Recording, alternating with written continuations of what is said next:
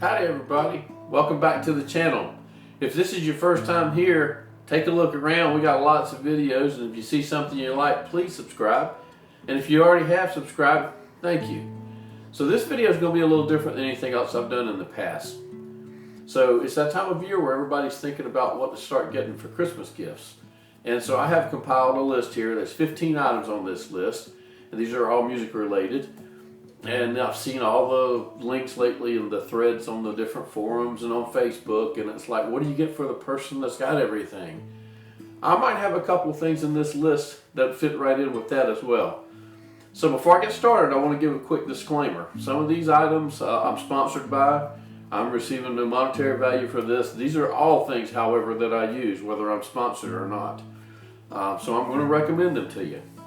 So I've broken this list up into three categories: below $100, below $500, and above $500. So there's lots of options here for lots of budgets. So let's go ahead and get started. First item on our list is personalized guitar picks. Now, I'm not talking about getting a blue chip pick and having your name engraved on it, although that's an awesome gift for somebody. What I'm talking about are the plain old everyday plastic or celluloid picks that most of us grew up playing. Like most of them would say Fender Heavy or Fender Medium. So you can buy these in bulk, get 100 picks for $30, $40, $50. There's lots of sources to get them, so I'm not going to try to single one out. But you can get your name or maybe your band logo on it. They make a great addition to your merchandise table. I still have some picks that I collected from some of my favorite guitar players back in the day. And I even had some picks on my table years ago, and they were a hit. So check those out. So the next item on our list is a magazine subscription. Now there's lots of magazines out there, but the one that I'm going to recommend is the Fretboard Journal. And if you're not familiar with this magazine, you should go to their website and check them out. And I will post a link to their website in the video description below. So when you check them out, you're going to see that I think subscriptions start out at around $60. They also offer a digital subscription. The magazine itself is just really well laid out, awesome photographs. It comes on really high quality paper. There's a wide variety of articles, so go check them out. Moving on down our list to the next item. I found that spending a little more money up front on certain things will get you a better quality product that will last longer, and in those cases it's tools and music gear. In this case, guitar cables. I recently ordered a cable from bpcables.com, which is Brian Paris, and I received it, and I'm really impressed with this cable. Looks great, functions great. They'll do custom orders. They'll put whatever end you want on the cables. In my case, I wanted a straight end on one and a right angle on the other. That's no problem. They'll do whatever you want. I'll put the link below in the description as well, so you can look them up. Check them out. bpcables.com. Our next item on this list is this book, Hutton's Guide to Martin Guitars, 1833 to 1969. Now, if your favorite musician loves Martin guitars, and who doesn't, right? This book is a must-have. It's filled with every detail for every model that was produced during that time. It tells you all the specs, what changed, when it changed, how it changed, who changed it even in a lot of cases. This is just an incredible book. Now, I ordered mine through TJ Thompson, and I think he sells them through his website, and I will look to make sure and put a link below in the description. But this book is really a must-have. You need to check this one out. Well, we've reached the last item on this list in the below $100 category. This next item is a bit unusual, and this is a perfect idea for the musician that has everything. They might not have this. So I recently played a show for Collins Guitars with several other Collins artists. And while we were performing, we didn't know it, but someone out there was painting our portrait. And the folks at Collins Guitars noticed it and went over and talked to her about it. And so lo and behold, they ordered several prints. So each of us that performed that day, a week or two ago, we got a copy of that print. And so this is a portrait they sent us as a thank you for doing the show. I think this is a really neat idea. I'll put a link below. The lady that did this is in Statesville, North Carolina. Her name is Amy Queen. But even if you don't go to her, find your local artist even, and a lot of times they can paint a portrait from a photograph. And it's just a really cool item to have, and it's something that not everybody has. I'll hang mine on my wall in the music room. I like it. Well, we've made it to the second category in our list, and that's above $100 but below $500. So let's just go ahead and get right into it. So the first item I want to talk about in this category is capos. Now, that's been a hot topic online for several years now, and I'm not here to tell you which one is best. That's not what this video is about. There's a lot of options, and you can spend a little money, you can spend a lot of money. You can get the Page, you can get a Shure, you can get a Barry Collins, you can get a Cat's Eyes, and the McKinney Elliott. That's the one I'll talk about. That is the most expensive one of these. I have several of them. I love mine. It's a great product. They're made in Texas. I'll put a link below in the video description so you can go to their website and check them out. They have several different styles and price points to choose from. You can get them engraved. And this is one of the situations, I think, where a lot of times musicians are hesitant to spend that much money on themselves, so it would make a really great gift. So we've made it to the next item in this category. So more and more people are recording themselves and posting their videos online on Facebook or YouTube or Instagram. And over the years, advancements in our cell phone cameras have been incredible. But the one thing that has not improved is their microphones. So we're going to look at a microphone designed for use with your cell phone camera, your smartphone. Now, just like with the capos, there's a lot of options out there. I'm going to talk about the one that I use, and it's a Shure MV88. It comes in a nice little carrying case, comes with a windscreen, and it just slides right into your lightning adapter port on your iPhone in my case, and it works great, and it will improve the sound of anybody that wants to use it when you post your videos online. If you want them to look good, you should also want them to sound good, and this just sounds so much better than your standard camera microphone. So check them out. The next item on our list, custom-made leather guitar strap. Now these can be a little bit pricey up front. You can buy a cheaper strap in the store, but it goes back to they will last forever. It's better for your guitar finish. You can have them personalized, and there's a lot of options out there. I've had a couple made over the years. Colt Knight built one for me, and Jimmy Sorrells made some for me. Jimmy's in particular have a cutout where it comes across the shoulder. He calls this design his boomerang. Makes it really, really comfortable. So go check these out. I'll put a link below in the description. This next item on the list is called the Tonewood amp. I'm not sure why they call it that, because when I think of an amp, I think of something with a speaker, and this does not have a speaker. But it's a really cool contraption. And it's a toy, and it's something that most flat pickers aren't going to have. So if you're looking for something that the musician that has everything probably doesn't have one of these. So let me tell you about it real quick as we go through the list. It mounts to the back of your guitar, and the way it mounts is you attach an X-shaped piece inside your guitar that's magnets. You attach it with double-sided tape so that when you affix the box on the outside, it just sticks to the guitar because of the magnets through the back of the guitar. And then you have to have a pickup to plug into this, and that's where I guess it becomes an amplifier. But again, there's no speaker. The sound that it produces, the effects, if you will, come out the sound hole, and you have all sorts of effects in this thing, and it's really fun. And so you can sit on the couch. You don't have to have an amplifier.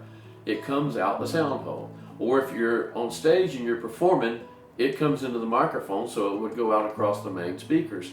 I've used it in my shows a couple of times. It's a cool little thing. Check them out. I'll put a link below. Moving down our list to the next item, I want to talk about my Quesadilla case cover. Now, the benefits of a case cover.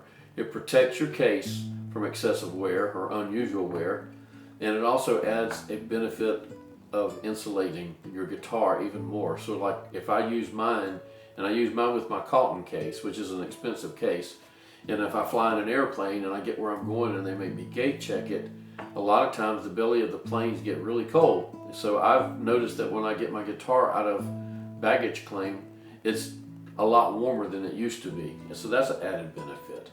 And another thing that I like about mine is the backpack straps. And it's just a lot easier to carry. It doesn't fatigue your arm and your shoulder nearly as much as if you carry a heavy Calton case with a guitar in it. So check them out. I'll put a link below in the description. We made it to the last item in this category, so I'm going to talk about my Solid Ground guitar stand. It's a folding wooden stand. It's over here. I got this stand at Winfield a few years ago as part of one of my prizes.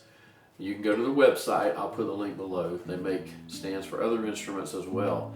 And I'll tell you, every time I take this stand out and I use it at a gig somewhere, I always get compliments on it. People want to go, where did you get your stand? And I'll tell them where to go find them. So go check them out. It makes a beautiful stand. It's a great product. So we made it to the final category, above $500. Now there's not as many items in this category, but let's go ahead and get started. The first item I want to talk about is my LR Baggs Synapse. It's a loudspeaker / guitar amplifier. It's beside me right here. And you can see I've got it up here on the speaker stand. It's designed for acoustic guitarists. It's also designed with solo artists or duo artists in mind. It's got 2 channels in the back. I'll spin it around and you'll see it. And also I'm going to put a link below so you can go online and figure it out as well. But it's got the 2 channels in the back.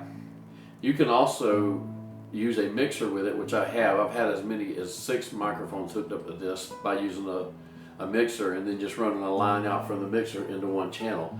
Has a built-in reverb unit that's incredible. This is a great piece here. It's kind of pricey, but if you're looking for something, and again, this is for gigging musicians we're talking here, this is a great piece of equipment to have. It makes my plugged-in guitar sound like a guitar instead of a plugged-in guitar. Comes in a beautiful walnut finish as well. It weighs 38 pounds, so it's not crazy heavy like some speakers are, and it does great. I've used this one in clubs up to 100 people, and if you're playing a big stadium, it's a perfect stage monitor for your personal guitar if you're in a bigger situation. Check them out. The next item on our list is music camps. There's a lot of them. They're all over the world now. I've taught at 2 this year myself. I taught at Steve Kaufman's music camp in Maryville, Tennessee earlier this year, and then just a few months ago I taught at Acoustic Alaska right outside of Anchorage. I've taught at probably another half dozen or so, mostly through the Southeast and into the Midwest over the years.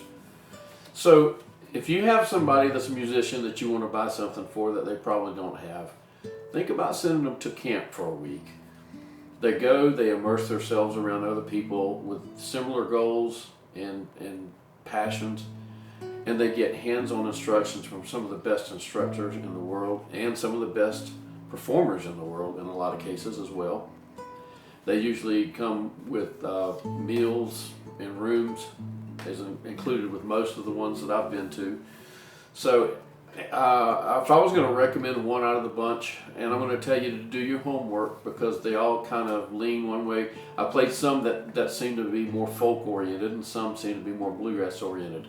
As a flat pick guitarist, I'm going to recommend Steve Kaufman's flat pick camp for obvious reasons.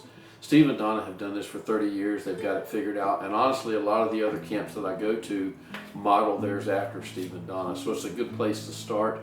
And if it's not in your part of the country and you're not up for the travel, look around. I'm sure you'll find one close to you. But a music camp is a great option. So we're down to the last 2 items on the list. And I'm going to include them as one. And I'll explain why. In 2020, when everything shut down, every musician I know basically lost our jobs. There was nowhere to play, there was nobody to play to. So a lot of these musicians turned to the internet and started doing streaming shows and would set up a tip jar, virtual tip jar, excuse me.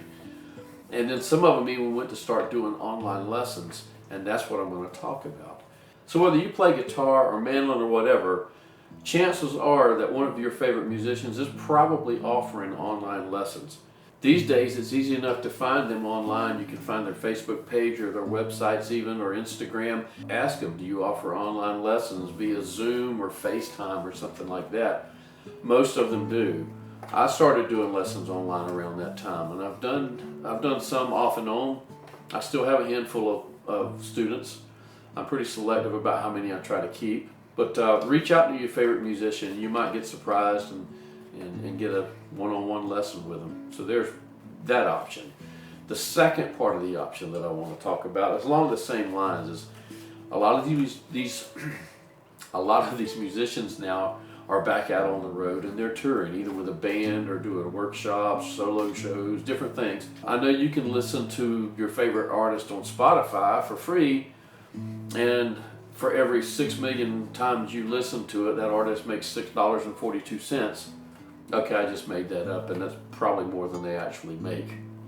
But instead of streaming everything for free like that, go buy a ticket to one of their shows and support them that way. And then when you're at the show, buy their CD or their T-shirt or whatever it is they happen to have on their merchandise table for sale, go up to them and ask them to sign it. Because I will tell you, it never gets old to me to sign a CD for somebody. It probably means more to me as an artist than it does to most of the people that come to me wanting that CD and asking me for my signature on it. It never gets old. And you're supporting your favorite musician when you do this. And the shameless plug, I've got CDs. You can find them on my website for sale. And I'm sure you can do the same with your any favorite guitarist or whatever musician you want to choose. But go out there, find them, and help support them. Support live music. We appreciate y'all. So that brings us to an end. Thanks for watching this video.